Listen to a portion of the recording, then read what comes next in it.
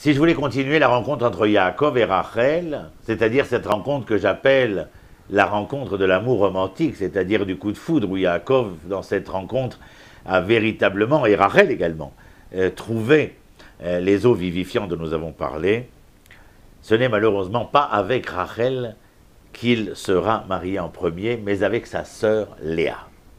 Et là, dans cette rencontre avec Léa, va se jouer toute l'histoire amoureuse de l'humanité. Écoutez bien. Léa est bien consciente des rapports entre Yaakov et Rachel. Bien sûr qu'elle ne peut en supporter plus et qu'elle voudrait prendre la main dans cette nouvelle philosophie de l'amour qui s'instaure. Non pas comme dans les jeux du hasard et de l'amour. Ici, il n'y a aucun jeu et aucun hasard, il n'y a que l'amour qu'elle va instaurer. Que fait-elle? Son premier enfant, elle le nomme Réhouven. Lorsqu'elle dit Réhouven, elle ne dit pas « Regardez, c'est un garçon parce que nous nous sommes aimés », mais c'est un garçon parce que je lui ai appris à me regarder, à mon mari. Et lorsqu'elle aura son deuxième enfant, elle l'appellera Shimon. Parce qu'après lui avoir appris à la regarder, dans l'amour, comme elle le conçoit, elle, Léa, elle apprend à Yaakov à l'écouter. Mais ça ne suffit pas d'avoir appris à regarder et d'avoir appris à écouter. Son troisième enfant, elle l'appellera Lévi, parce qu'elle lui apprend à l'accompagner. Et c'est la main dans la main qu'ils peuvent pas seulement se regarder, mais apprendre à regarder vers le même horizon et apprendre à s'écouter l'un et l'autre. Ça marche tellement bien, ce regard, cette écoute et cet accompagnement, que le quatrième enfant, elle l'appellera Yehuda.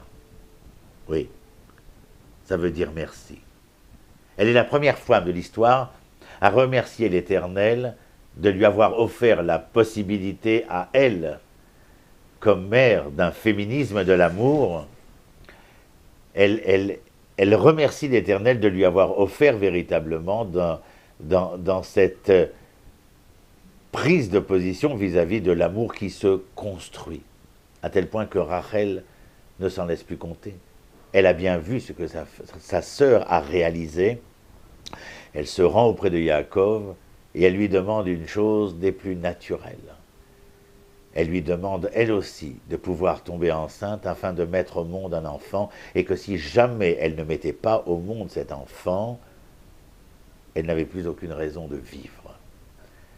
Car l'amour romantique en est peut-être le contenant, mais l'amour qui se construit en était le contenu. Et cela, elle le comprit. Si vous voulez, d'une manière amusée, l'amour romantique, le coup de foudre, après que la foudre est passée, il reste peut-être les coups de l'histoire. Mais en tout état de cause, elle ne voulait pas des coups et des contre-coups de l'histoire, elle voulait quelque chose qui se construise à travers le regard, à travers l'écoute, à travers l'accompagnement. Elle voulait, elle aussi, dire merci.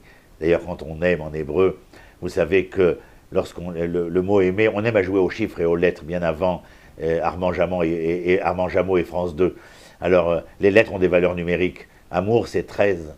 Et lorsqu'on s'aime, c'est pour devenir nous, c'est 1. C'est aussi 13. Ce qui fait 26, l'Éternel est présent parmi ceux qui s'aiment et capable de devenir une seule et même unité. Et lorsque l'on s'aime et que l'on est un et que l'Éternel est présent, ça fait donc 52. Ah, on vous dira tout de suite que 52, c'est la guématrie de Ben, l'enfant à venir. Non, pas du tout.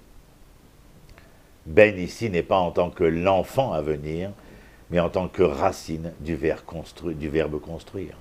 C'est parce que justement, il y a eu cet amour, cette unité, capable de se faire à travers l'écoute, le regard et l'accompagnement, que l'Éternel est présent et que tout est donné à l'homme pour pouvoir construire des lendemains où l'amour sera enchanteur.